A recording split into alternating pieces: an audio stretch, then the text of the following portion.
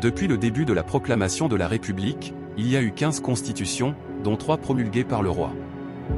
Des questions se posent. La République est-elle vraiment légitime sachant que 0,6% sur 28 millions de la population souhaitait l'avènement de ce régime? A-t-elle vraiment été voulue par la majorité des Français? Avons-nous réellement le pouvoir comme nous l'avions sous la monarchie? Pourquoi avoir assassiné le roi alors qu'il avait accepté leur constitution? Pensant qu'il s'agissait de la volonté de tous ces peuples? Voici quelques réponses à nos questions.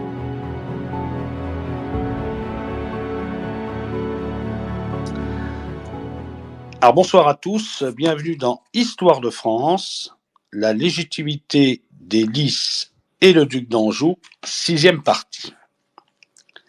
Alors nous avons terminé il y a une dizaine de jours sur justement les prétendants au duc d'Anjou et bien sûr au Bourbon-Castille, puis après les faux prétendants, les usurpateurs un peu, qui se sont fait passer pour Louis XVII.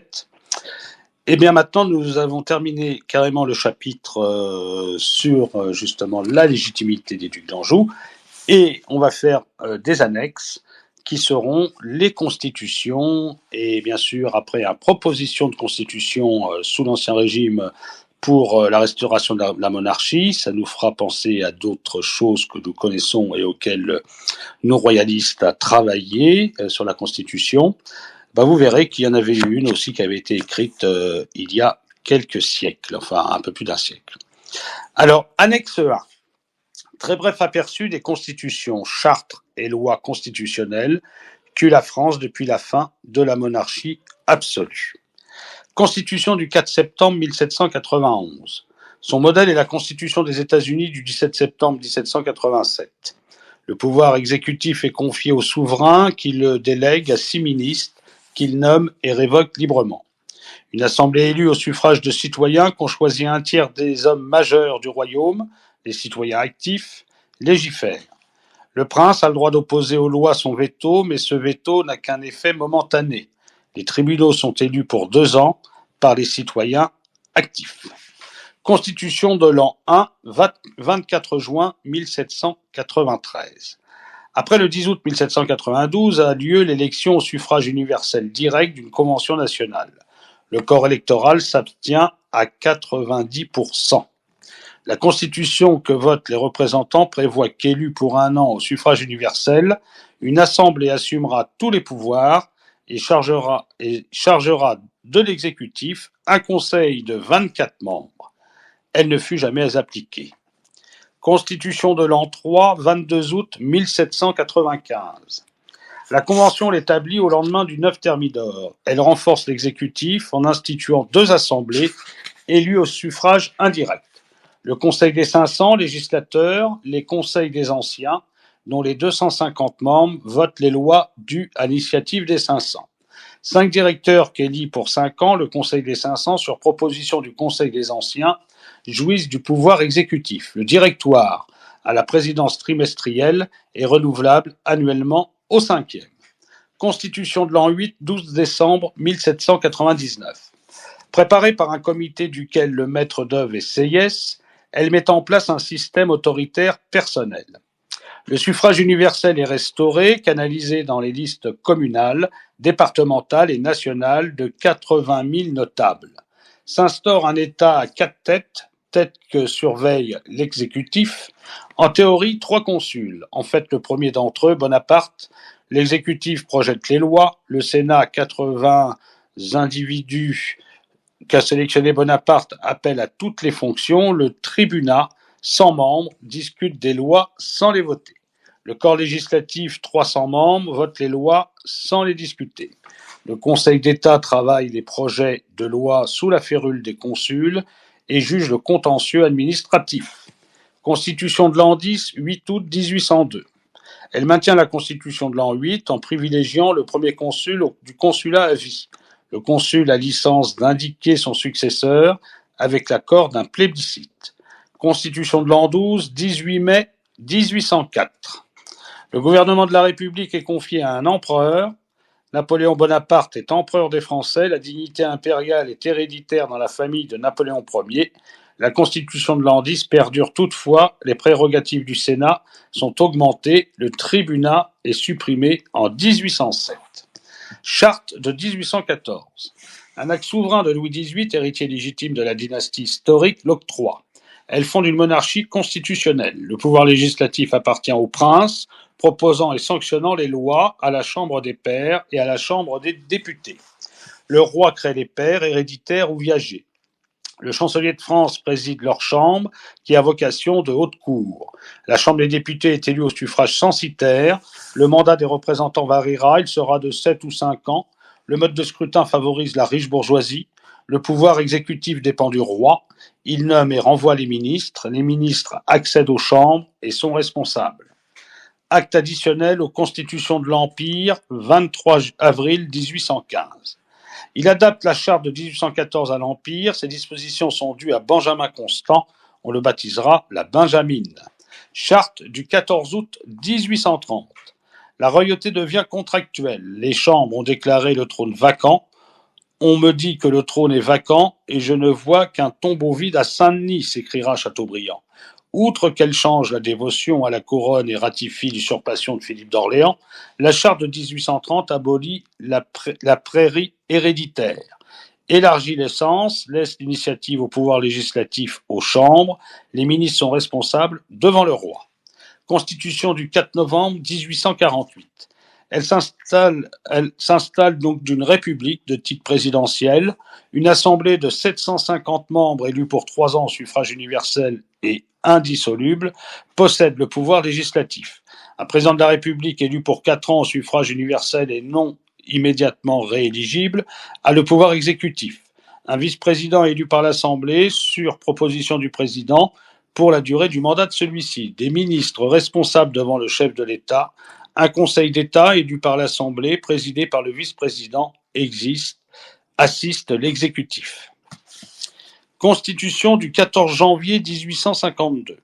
L'empereur et 3 assemblées disposent du pouvoir législatif. Les assemblées sont le Sénat, 180 membres, inamovible que désigne l'empereur, le corps législatif, 260 membres, élus au suffrage universel pour 6 ans, le Conseil d'État, formé par l'empereur, le Sénat est le gardien de la Constitution, le corps législatif vote les lois, le Conseil d'État aide l'empereur à composer les pouvoirs et les projets de loi, le pouvoir exécutif relève de l'empereur qui nomme les ministres et les renvoie. Les ministres sont responsables devant le chef de l'État, les juges inamovibles. Les réformes This space was downloaded via spacesdown.com. Visit to download your spaces today. de 1861, de 1866, de 1869 et de 1870 amenderont dans un sens libéral la Constitution. Celle de 1870 transférera le pouvoir législatif au Sénat et fera les ministres responsables devant le corps législatif. Constitution de 1875, loi constitutionnelle des 24 et 25 février et 16 juillet 1875, modifiée par les lois des 29 juillet 1879 et 1er août 1884.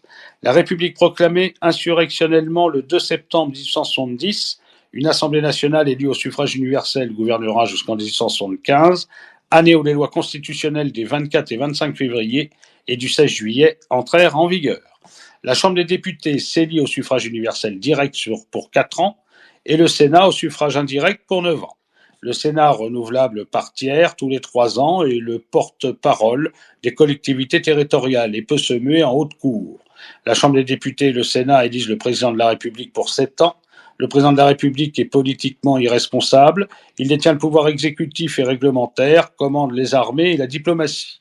Le Conseil des ministres responsable devant les 2 chambres exerce en fait les charges présidentielles. Loi constitutionnelle du 10 juillet 1940. Les 2 chambres du Parlement regroupées en Assemblée nationale donnent, conformément à la loi constitutionnelle de 1875, tout pouvoir au gouvernement de la République sous l'autorité et la signature du maréchal Pétain, à l'effet de promulguer par une ou plusieurs actes une constitution de l'État français qui garantisse les droits du travail, de la famille et de la patrie. Le pouvoir législatif émane du chef de l'État en Conseil des ministres jusqu'en 1942. Après cette date, du chef du gouvernement, Le pouvoir exécutif procède du chef de l'État de 1940 à 1942 et du chef de l'État et du chef de gouvernement de 1942 à 1944. Un Conseil national consultatif et une Cour suprême de justice sont institués. Le maréchal de France Philippe Pétain, chef de l'État, édicta 17 actes constitutionnels. Loi constitutionnelle du 2 novembre 1945.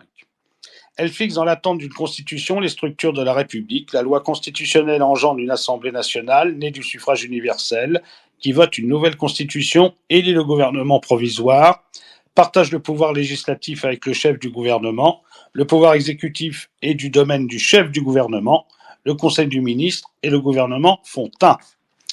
Constitution du 27 octobre 1946. Elle établit 2 chambres, l'Assemblée nationale et le Conseil de la République. Un président de la République, un Conseil des ministres, une haute cour et 2 assemblées consultatives, le Conseil économique et l'Assemblée de l'Union française.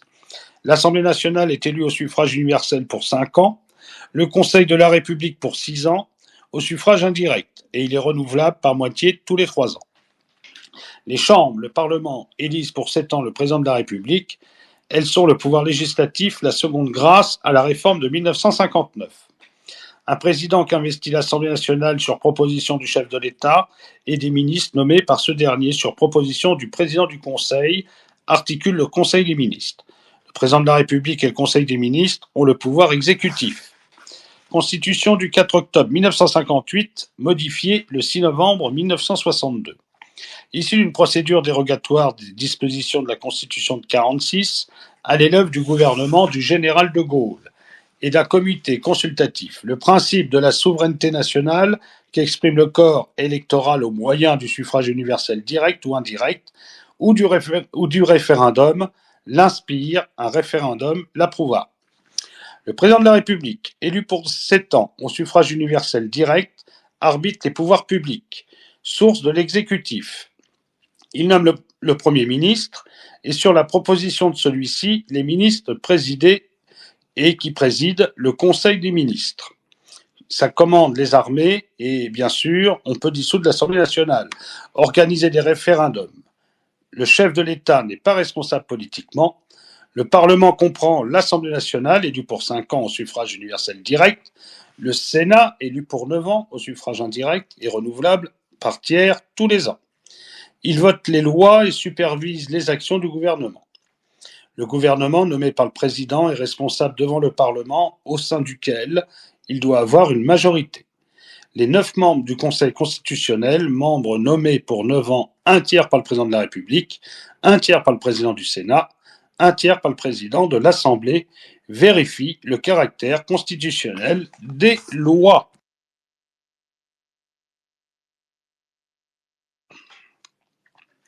Alors maintenant, nous allons passer à l'annexe 2 et nous allons voir les constitutions non écrites de la France avant 1789. Alors, les dispositions générales. Les Français naissent et demeurent libres. Ils sont sous la protection de la loi et ne peuvent être privés que par elle de l'exercice de leur liberté, sauf les modifications déterminées ci-après. Les Français forment 3 ordres, le clergé, la noblesse et le tiers-état. Les lettres de naturalité accordées à l'étranger le font réputé français naturel. Les Français qui s'établissent pour toujours dans les pays étrangers sans permission du roi perdent tout droit de cité en France. Les Français qui se retirent hors du royaume avec permission du roi ou à la suite des fils de France ne perdent point droit de cité. La religion catholique romaine est la religion de l'État, tout autre est interdite dans le royaume. Nul ne peut être astreint à la célébration du culte de la religion dominante, ni inquiété pour sa croyance, à moins qu'il ne publie des opinions contraires à la foi et aux cérémonies établies dans le royaume. La justice émane du roi, elle est rendue en son nom dans tout le royaume. Donc, quelles sont ces lois fondamentales ? Alors, les lois fondamentales du royaume sont immuables et pour ainsi dire annexées à la couronne. Elles forment un lien réciproque et éternel entre le prince et ses descendants d'une part et les sujets et leurs descendants de l'autre. Aucune des 2 parties ne peut seule se délier de l'engagement formé par ces lois. Premièrement, le royaume de France est une monarchie héréditaire, de mal en mal et suivant l'ordre des primogénitures. Les femmes et leurs descendants en sont exclus. Deuxièmement, faute d'héritier en ligne droite, le royaume appartient au prince du sang le plus proche, à l'exclusion de tout mâle descendant des filles. Troisièmement, les enfants naturels sont exclus du trône, même à défaut de prince légitime de la famille royale. Dans ce cas, la nation ou les États généraux qui la représentent ont seuls le droit d'élire le nouveau souverain. Quatrièmement, le royaume de France ne peut être divisé, il passe tout entier sur la tête de l'aîné de la famille royale. Des lois particulières fixent l'apanage des princes de sang. Cinquièmement, le domaine et les droits de la couronne sont inaliénables. Le prince ne peut démembrer son royaume, ni même l'obliger, soit pour dette ou alliance, sans le consentement libre et solennel de la nation. Sixièmement, du jour de son avènement au trône, tout ce que le roi possédait en propre est réuni à la couronne et devient partie du domaine. Septièmement, le roi ne meurt pas en France, son successeur est saisi immédiatement et de plein droit de l'autorité royale. Les stipulations faites pour les différentes provinces lors de leur réunion à la couronne ne font point partie des lois fondamentales. Du roi. Le roi est le chef de la monarchie. En lui préside le suprême pouvoir. À lui seul appartient le droit de faire la guerre et la paix, de lever des tribus, de faire battre monnaie, d'accorder grâce et rémission, de nommer aux différents emplois. La personne du roi est inviolable et sacrée. La majorité des rois est fixée à 14 ans, commencée. Toutes les autorités du royaume ne tiennent leur pouvoir que du roi et ne l'exercent qu'en son nom. De la régence. La régence a lieu pendant la minorité du roi, pendant son absence du territoire, pendant sa captivité, enfin pendant tout le temps qu'il est en démence ou incapable, pour tout autre motif, d'administrer les affaires du royaume. Elle cesse de plein droit avec les causes qui rendaient le roi incapable de gouverner l'État par lui-même. La régence appartient aux plus proches parents du roi et aux reines-mères, de préférence à tout autre. Peuvent cependant, au préjudice de ceux-ci, être nommés régents, tout prince ou princesse de la famille royale, et même des étrangers de cette famille, si cela est jugé avantageux aux pupilles ou aux biens de l'État. Elle peut être dévolue à une personne seule, à plusieurs simultanément, ou à une personne seule assistée d'un conseil. L'administration des affaires de l'État peut encore être confiée à une personne, à l'éducation ou à la garde du prince, à une autre. Le roi nomme le régent par testament, par lettre patente ou même par une simple déclaration. Si le roi n'y a pourvu, la nomination du régent appartient aux États généraux et à leur défaut, en cas d'urgence, au grand officier de la couronne, au Conseil d'État ou au Parlement. Le régent exerce toutes les fonctions de la royauté au nom du roi. Lorsqu'il lui sera adjoint un conseil de régence, il sera tenu de se conformer à la pluralité des suffrages de ce conseil. De la famille royale. Le fils aîné des rois de France porte le nom de dauphin. Il n'est point au pouvoir du roi de l'exhéréder ni de l'exclure de la couronne. Les enfants puis-nés des rois de France n'ont que des apanages réversibles à la couronne. À défaut de lignée masculine, l'apanage consiste dans le domaine utile.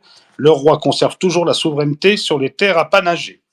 Les princes du sang sont majeurs à 15 ans et ont entré en séance et voix délibérative dans les parlements. Les princes du sang prennent rang même au sacre des rois, avant tous les ducs et pairs, quoique ne possédant pas eux-mêmes des pairies. Les princes légitimés et leurs descendants mâles qui possèdent des pairies ont voix délibérative dans les cours du Parlement, à l'âge de 20 ans, avec séance immédiatement après les princes du sang et avant les pairs. Quand même leurs prairies seraient moins anciennes, les filles de France n'ont point d'apanage. Elles ne succèdent point aux terres d'apanage. Des pairs. Les pairs de France sont les premiers officiers de la couronne. Les pairs sont ecclésiastiques ou laïques. Certaines pairies peuvent être possédées par des femmes lorsque l'acte d'érection le permet, à défaut de mâles ou lorsqu'elles ont été originairement créées en faveur des femmes. Dans les deux cas, elles ne passent aux filles qu'à condition d'épouser une personne agréable au roi, d'obtenir des lettres patentes de confirmation en faveur de l'époux, qui n'aura rang et séance que du jour de sa réception au Parlement. Le nombre de pairs est illimité, les créations de nouvelles pairies appartiennent donc au roi. Pour être admis au rang de pair, il faut être âgé au moins de 20 ans, faire profession de la foi et religion catholique, apostolite et romaine. Les lettres d'érection d'une nouvelle pairie doivent être vérifiées, toutes les chambres du Parlement assemblées. Lors de leur réception, les pairs prêtent le serment de se comporter comme un sage et magnanime duc et pair, d'être fidèle au roi et de le servir dans sa très haute et très puissante affaire. Les ducs et pairs ont rang et séance entre eux, du jour de la première réception au Parlement de Paris après l'enregistrement des lettres d'érection. Les pairies ont le droit à voix délibérative en la grande chambre du Parlement et aux chambres assemblées toutes les fois qu'ils jugent à propos d'y venir. Ils assistent au lit de justice et y opinent avant les présidents et les conseillers clercs. La Cour des pairs connaît seule des causes qui concernent l'état des pairies, des droits attachés à leurs pairies et des accusations portées contre eux.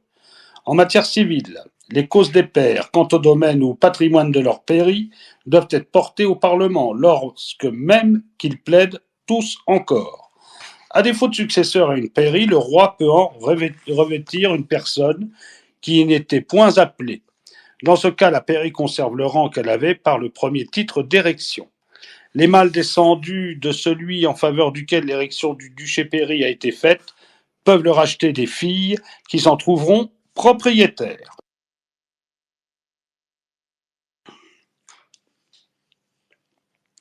Du clergé. Le clergé est le premier ordre de l'État. Le clergé jouit du privilège de cléricature, ou droit de porter devant le juge d'église les causes où il est défendeur. Les ecclésiastiques ne sont point judiciables des juges des seigneurs en matière de délits, mais du juge d'église pour les délits communs et du juge royal pour les cas privilégiés. Ils ne sont point sujets à la taille, ils sont assimilés aux nobles pour plusieurs autres exemptions. Les prêtres et autres ecclésiastiques ne peuvent être emprisonnés pour dettes et affaires civiles. Ils peuvent être jugés tant dans les tribunaux ecclésiastiques que dans les tribunaux séculiers. Ils peuvent remplir les fonctions d'avocat dans les tribunaux séculiers ou ecclésiastiques. De la noblesse.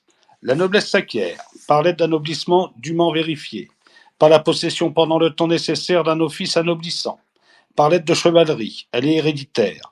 Le noble étranger n'est admis en France à jouir des privilèges de la noblesse que lorsqu'il a obtenu du roi des lettres qui reconnaissent son titre, à moins de stipulation expresse dans les traités entre la France et la nation de l'étranger. Les fils naturels des princes sont nobles, ceux des nobles sont roturiers, à moins qu'ils ne soient légitimés par mariage subséquent. Le roi peut seul donner des lettres de noblesse. Les nobles jouissent de certains privilèges et de prérogatives d'honneur. Les principaux privilèges des nobles consistent, premièrement, à tenir comme ordre le second rang dans l'État, c'est-à-dire à avoir rang immédiatement après le clergé et avant le tiers-État. 2. À être seul capable d'être admis dans certains ordres réguliers militaires et autres, et dans certains chapitres, bénéfices et offices, tant ecclésiastiques que séculiers. 3. Ils sont exempts des banalités, corvées et autres servitudes, lorsqu'elles sont personnelles et non réelles. 5. Ils sont naturellement seuls capables de posséder des fiefs, les roturiers ne pouvant le faire que par dispense. 6. Ils sont exempts de la milice, ils sont obligés de marcher lorsque leur roi commande, le banc et l'arrière-banc. 7. Ils ne sont sujets au logement des gens de guerre qu'en cas de nécessité. 8. Ils peuvent porter leur cause directement aux baillis et sénéchaux. Leurs veuves jouissent du même privilège, mais les uns et les autres sont sujets à la juridiction des seigneurs. 9. Ils ne sont sujets en aucun cas, ni pour quelque crime que ce puisse être, à la juridiction des prévôts ni des juges présidiaux en dernier ressort. 10. En matière criminelle, lorsque leur procès est pendant à la tournelle, ils peuvent demander, en tout état de cause, d'être jugés. La grande chambre assemblée pourvu que les opinions ne soient pas commencées. La noblesse se perd par le crime ou par la dérogeance, mais on peut recevoir des lettres de réhabilitation, excepté au cas de crime de lèse-majesté. Les enfants nés avant la dérogeance du père n'ont pas besoin de lettre de réhabilitation pour conserver leur état. La femme noble et son chef, qui épouse un roturier, perd sa qualité. Après la mort de son mari, elle rentre dans son droit de noblesse. Les communes. Les communes sont l'association contractée par les habitants d'un même lieu au moyen de laquelle se forment tous ensemble un corps. Elles ont droit de s'assembler, de délibérer de leurs affaires communes, de se choisir des officiers pour les gouverner, de percevoir des revenus communs, d'avoir un sceau et un coffre commun, etc., etc. Les communes sont affranchies de tout servage et de toute exaction auxquelles étaient assujettis les censitaires. Elles jouissent des droits particuliers qui sont leur garantis par les chartes de leur création. Elles sont soumises chacune aux charges portées par la même charte. Du Conseil du roi ou Grand Conseil. Le Grand Conseil connaît de plusieurs matières, tant civiles que bénéficiales et criminelles. Sa juridiction s'étend dans tout le royaume. Il connaît des règlements, des cours et des officiers de tous les dons et brevets du roi, de l'administration et de ses domaines. des affaires tant de justice que de police, de la maison du roi et des officiers de la suite de la cour. Il peut également connaître des affaires particulières, soit par le renvoi que lui fait le roi des placets qui lui sont présentés, soit du consentement des parties. Le Grand Conseil connaît exclusivement des contrariétés et nullités d'arrêt. Deuxièmement, de la conservation de la juridiction des présidiaux et des prévôts des maréchaux qui s'exercent par la voie du règlement de juge. Troisièmement, des procès concernant les archevêchés, évêchés et abbayes. 4. De l'exécution des brevets accordés par le roi pour la nomination de tous les grands bénéfices de l'indulte du Parlement, des brevets de joyeux avènements ou de serments de fidélité, de l'exercice du droit, de litige dans la Normandie et en général de tous les brevets accordés par le roi pour des bénéfices. 5. Des droits de francs, fiefs et nouveaux acquiers, ainsi que de l'attribution des affaires concernant les droits de tabellionnage. Le Grand Conseil est créé en outre pour entretenir une juridiction uniforme dans tout le royaume sur certaines matières, telles que les usures, les banqueroutes, le régime et la discipline des grands corps qui ont le droit d'évocation au Conseil. Le Grand Conseil peut quelquefois suppléer les cours souveraines pour le jugement de certaines affaires qui en ont été évoquées. Le Grand Conseil se compose, premièrement, du chancelier ou du garde des Sceaux qui en sont les chefs et présidents nés, d'un premier président nommé par le roi, troisièmement de 5 autres présidents héréditaires.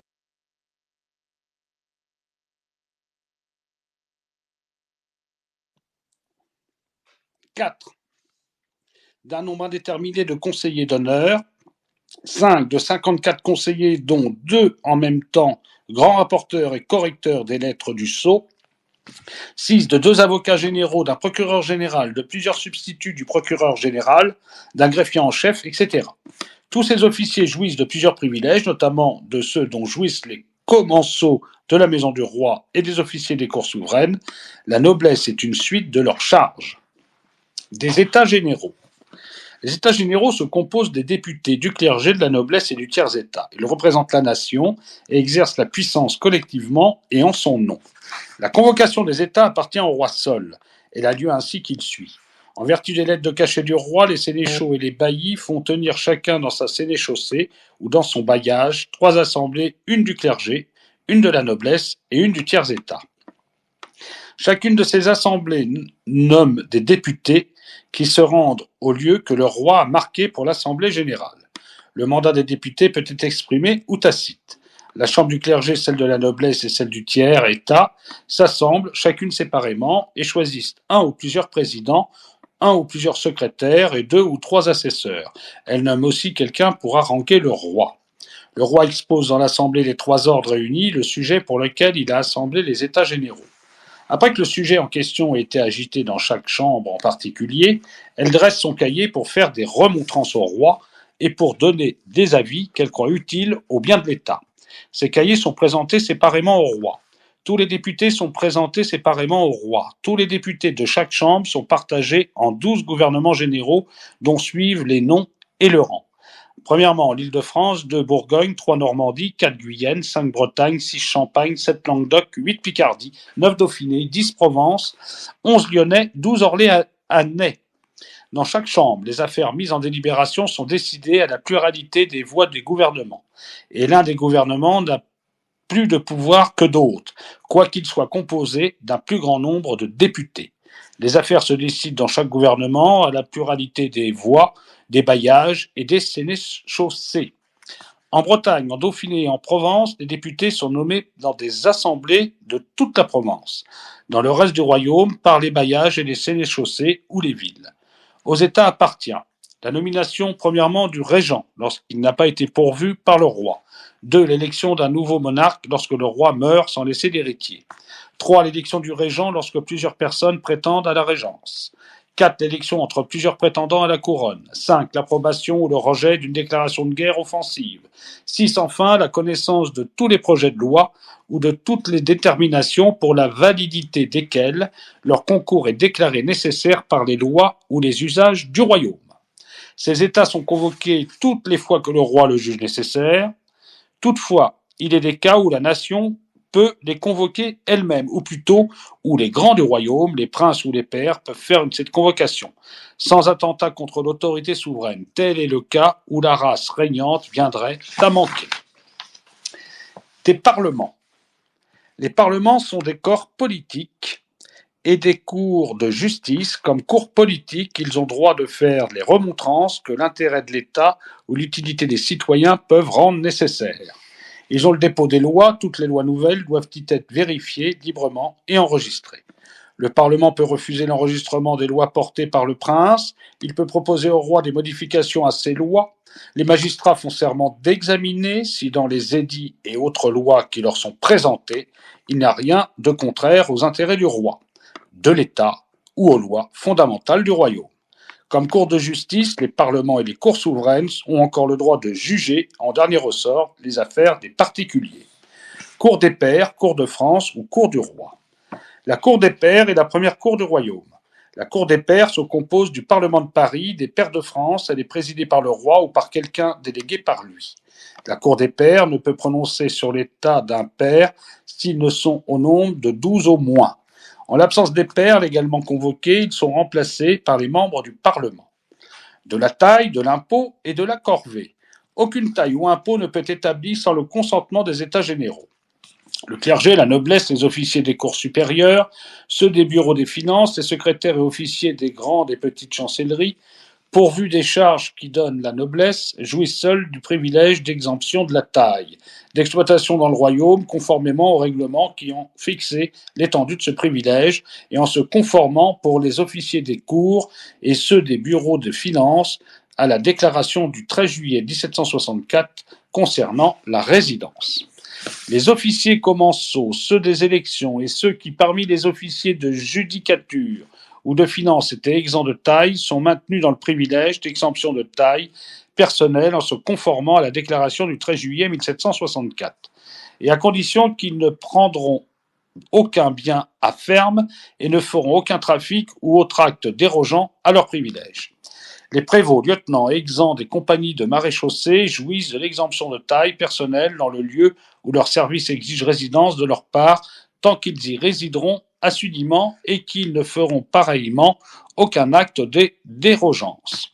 Si les habitants des villes franches qui jouissent de l'exemption de taille en vertu des dettes patentes font quelques exploitations dans l'étendue des paroisses taillables, ou s'ils y prennent quelques biens, soit à la ferme générale ou particulière, soit à titre d'adjudication, etc., ils seront imposés dans ces paroisses. Les habitants des villes franches, ainsi que les officiers qui continueront de jouir de l'exemption de taille personnelle, qui exploiteront leurs biens propres situés dans les paroisses sujettes à la taille, soit par leurs mains, soit par celles des personnes taillables, seront imposés dans le lieu de l'exploitation. Les bourgeois de Paris ne peuvent être imposés à la taille qu'aux raison de leurs châteaux ou maisons de campagne et de l'exploitation qu'ils pourront faire des clos fermés de murs, fossés ou haies, joignant immédiatement les dits châteaux ou maisons de campagne. Les corvées personnelles sont des journées de travail que le seigneur peut exiger de ses censitaires en lui fournissant la nourriture sans être obligé de leur payer de salaire. Les corvées diffèrent suivant les titres des seigneurs. Les censitaires sont obligés tantôt à fournir seulement le travail de leur corps, tantôt à fournir des charrettes attelées avec des bœufs ou des chevaux. Les ecclésiastiques et les nobles, les officiers de justice ou de finance, les commensaux de la maison du roi et tous ceux qui sont exempts de taille ou qui sont taxés d'office à cette imposition sont exempts de l'impôt du sel. Église gallicane. Les excommunications publiques et haute censure ecclésiastique quelconque, de même que le refus de sacrement, ne peuvent être admis ni employés contre personne qu'en conformité des décrets et canons reçus dans le royaume et dûment confirmés par les magistrats. À défaut de quoi, il est permis d'en appeler comme d'abus. Les maximes fondamentales des libertés de l'Église gallicane sont: premièrement, en matière temporelle relative au gouvernement, le pape ni les évêques n'ont droit d'user d'aucune censure, ni contre le roi, ni contre ses officiers ou magistrats subalternes. Deuxièmement, le pape n'a en France d'autre juridiction que celle que le roi veut bien lui accorder.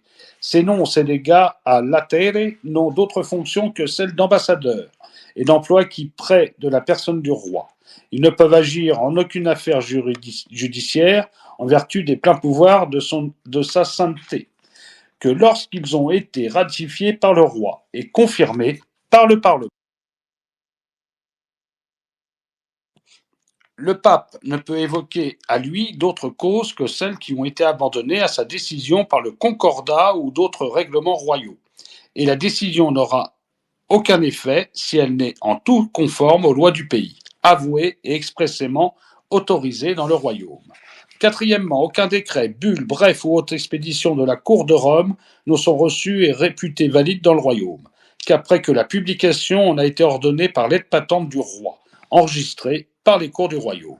5. La convocation et la tenue des conciles ainsi que la confirmation de leurs décrets dépendent du souverain, sans que le consentement du pape soit nécessaire.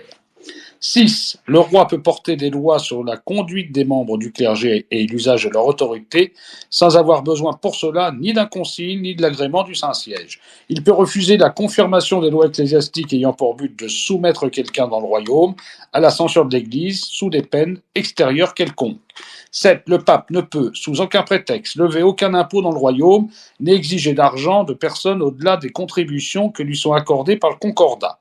Le roi peut prélever des impositions sur les ecclésiastiques de son royaume sans l'agrément du pape. 8. Il ne peut se faire aucun établissement nouveau de collèges, maisons régulières, communautés, séminaires, confréries, etc., soit des ordres déjà établis, soit de nouveaux ordres religieux sans l'aide patente du roi. Les instituts ou règles de ces ordres sont soumis à l'autorité des magistrats qui ont la faculté de les modifier. Le roi a également le droit de dissoudre tout ordre religieux et d'expulser. 9.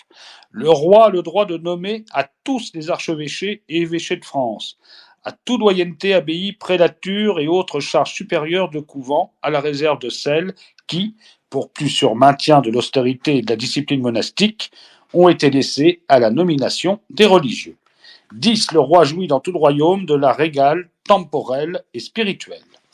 11. Toute juridiction ecclésiastique est subordonnée au juge séculier, dès la première instance de toutes les sentences rendues en cours d'église, s'il est prouvé qu'il y a entreprise de la juridiction ecclésiastique sur la juridiction royale, contravention aux ordonnances du royaume, aux anciens canons ou libertés de l'église gallicane et aux arrêts de règlement des cours. L'affaire est évoquée par les parlements qui forment appel d'abus. 12. Le magistrat politique a inspection généralement sur tout ce qui regarde la discipline extérieure et l'exercice de l'autorité du clergé. Les cours sont en droit, lors même qu'il n'y a ni appel ni plainte, d'examiner les écrits, ouvrages et actions quelconques des ecclésiastiques et de sévir contre tout ce qui s'y trouve d'attentatoire aux libertés de l'Église et de contraire au bon ordre et à la tranquillité publique. 13. Tous les clercs sont exempts de toute juridiction et impôts externes. On ne peut les obliger à comparaître hors du royaume. 14. Tous les ecclésiastiques indistinctement peuvent réclamer la puissance temporelle contre les abus de leurs supérieurs sans avoir à redouter autre espèce de censure.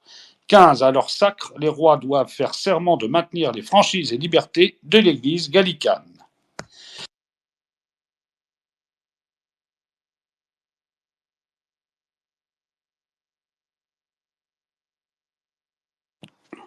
Des lettres de cachet. Les lettres de cachet émanent du roi. Elles doivent être signées de lui et contresignées d'un secrétaire d'État. Elles contiennent premièrement le nom et les qualités de celui à qui elles sont adressées, deuxièmement l'ordre que le roi lui donne. Les lettres de cachet ne peuvent s'employer que dans les deux cas suivants. 1. Pour enjoindre à certains corps politiques de s'assembler ou de délibérer sur certaines matières. 2. Pour intimer à quelqu'un un ordre ou un avis de la part du prince. Les magistrats ne doivent avoir aucun égard aux lettres closes accordées sur le fait de la justice, auquel cas l'apposition du grand sceau du roi est nécessaire. Cette restriction n'a lieu que lorsque les lettres contiennent des règlements nouveaux et non des ordres particuliers. Celui qui est emprisonné injustement en vertu d'une lettre de cachet peut faire appel de l'injustice et obtenir des dommages et intérêts contre celui qui avait obtenu la lettre. L'exil peut être prononcé par le roi pour des raisons à lui seul connues.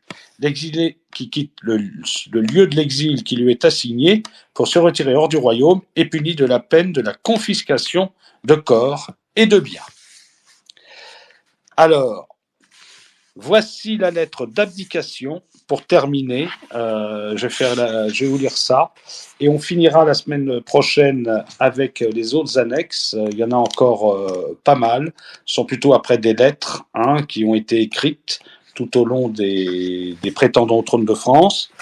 Mais pour terminer ce soir, il y aura donc ce texte de l'abdication qu'adressa de Rambouillet Charles X au duc d'Orléans le 2 août 1830. Le duc d'Angoulême, dauphin, apposa sa signature après celle de son père au bas du document. Mon cousin, je suis trop profondément peiné des maux qui affligent ou qui pourraient menacer mes peuples pour n'avoir pas cherché un moyen de les prévenir.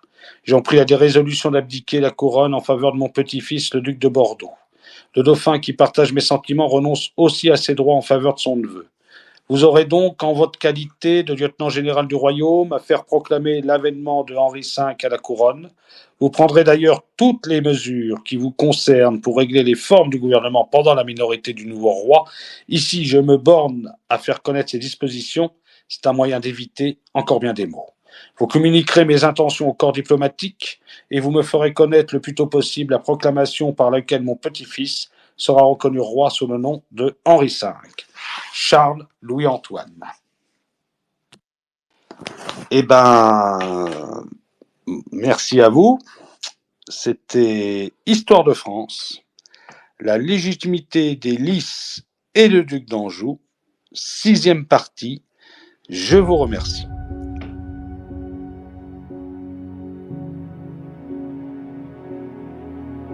Aujourd'hui, nous savons que c'était une petite poignée qui était favorable à cette constitution. Que la majorité de la population française n'était pas au courant de ce projet, et pour cause, les révolutionnaires républicains savaient qu'ils étaient minoritaires. Alors pourquoi avoir maintenu cette démarche? Voulaient-ils vraiment œuvrer pour le peuple comme ils le prétendent depuis 2 siècles? Ou voulaient-ils juste préserver, augmenter leurs intérêts et leurs privilèges? Eh oui. Car ce qu'ils ne disent pas, c'est que le roi protégeait la France et ses peuples des rapaces avides de pouvoir et d'argent comme la bourgeoisie parisienne devenue républicaine pour usurper le pouvoir et s'enrichir sur le dos des Français.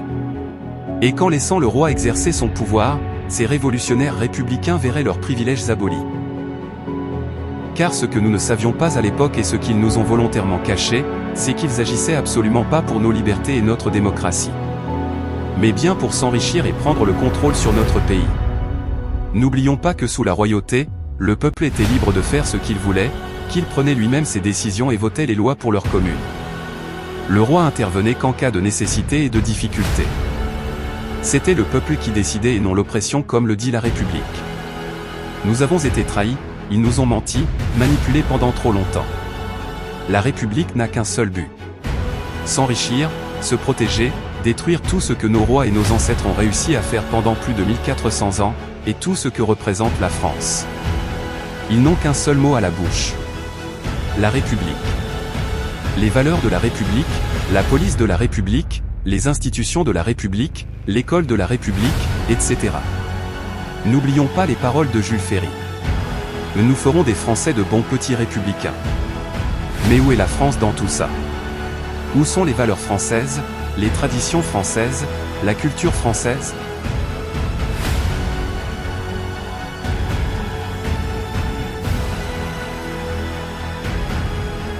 Où est le mot « France » ?